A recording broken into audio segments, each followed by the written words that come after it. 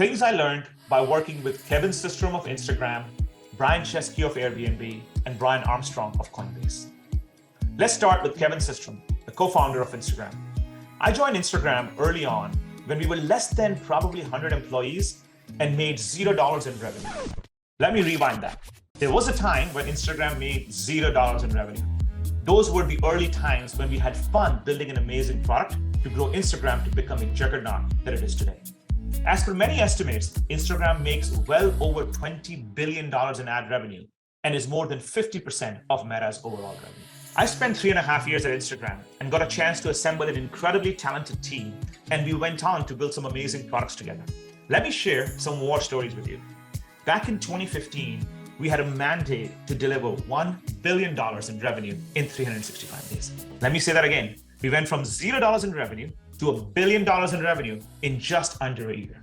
I was part of the initial team, along with Jeff Cantor, Ashley Yuki, Mohit Rajani, and many others who were on the ground floor of this journey. We eventually crushed that goal and exited that year with more than $1 billion in revenue, and probably the fastest company to hit $1 billion in revenue. I also remembered pitching Instagram shopping to Kevin Systrom back in 2016. It was just an idea back then, and he greenlit it for our team. Fun fact, when we started Instagram shopping, we only had 5 people working on it. It goes to show that amazing ideas can start with very small teams. By the time I left Instagram to join Airbnb, my team had grown to over hundreds of engineers, PMs, and designers, and I was leading all of creator and business products, including Instagram shopping. Throughout all these experiences, I got a chance to work very closely with Kevin Systrom and Mike Krieger. And let me share with you the 3 things I learned by working closely with them. The first thing I learned was staying focused on the customer. Kevin was always incredibly focused on the customer and their experience with Instagram. Simplicity was key for him, and he was never afraid to make a bold bet. Speaking of bold bets, let me talk about when Snapchat Stories was taking off like wildfire and kicking Instagram's butt. We were seeing content production increase rapidly on Snapchat while decreasing on Instagram. People were using Snapchat for ways that Instagram wasn't even designed for, and things that Instagram couldn't do were possible to do for creators on Snapchat. This was a pretty scary time. You have a very successful product called Instagram. However, a new upstart is trying to disrupt you with a completely new format, with a completely new way of telling stories for creators. One way to think about this was that Kevin could have just given up and said, let's stick to the core thesis of Instagram. However, Kevin didn't do that. Kevin was more interested in understanding why customers are doing what they are doing. It was more important for him to understand where the customer behavior is evolving versus to preserving the cash cow called Instagram. So he deeply obsessed about the customer. He spent time with them to understand why are they using Snapchat. Understanding this why was really important for him. Once he understood the why, he got together with 2 designers and started building the product. That's right, he could have delegated that part to any PM or designer, but he didn't. He was deeply involved in designing the future of Instagram through this new product called Instagram Stories. Kevin is one of those rare founders who has the ability to get shit done. He isn't a process guy at all. In fact, he hates process and loves getting his hand dirty to actually design and build the product with his team. Once Instagram launched Stories, it grew really fast, and it was one of the most successful product launched by Instagram. In my experience, I have found that founders have a unique perspective that many individuals on the team might not have. I highly encourage teams to engage with their founder and don't consider his input as meddling with your work. Leveraging your founder and their instinct is a superpower for every company. Do fewer things exceptionally well. This is a superpower of Kevin Systrom and Mike Krieger. More often than not, I see founders getting distracted. They chase too many things at the same time and suffer from the shiny object syndrome. They start to bite more than what they can chew, resulting in everything that they're doing becoming subpar or not successful.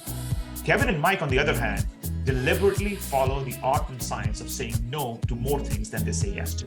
Take this for example. Back in 2014, Instagram made $0 in revenue. There were no ad products on Instagram. In fact, Kevin was always worried about introducing ads to the Instagram community and having them lead the ad. I was part of the initial landing team that was responsible for ensuring that ads can be successful in Instagram and that we don't receive a huge backlash from the community. We started introducing ads slowly, and this was by design.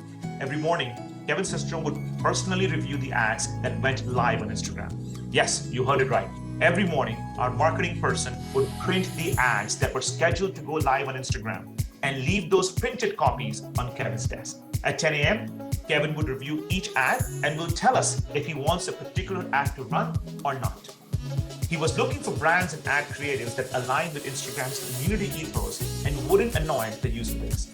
Imagine the plight of the marketing person who had to then go back to the advertisers and tell them, hey, look, we cannot run your ad because our founder said no. It was brutal on the marketing person, and at 10 a.m. sharp, we would all be expecting an email from him with the approved ads. Many founders would go for scale immediately to optimize for revenue.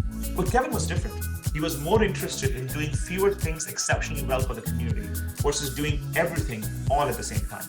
I saw this principle applied consistently across many product decisions by Kevin and Mike. As time went on, Instagram shipped many new products, but they always did fewer things exceptionally well first and became world-class in their chosen field. So founders, pay attention here. In the beginning, it's more important for you to avoid chasing the shiny object syndrome and deliver instead a world-class product for your customers. Let the customer lead the way.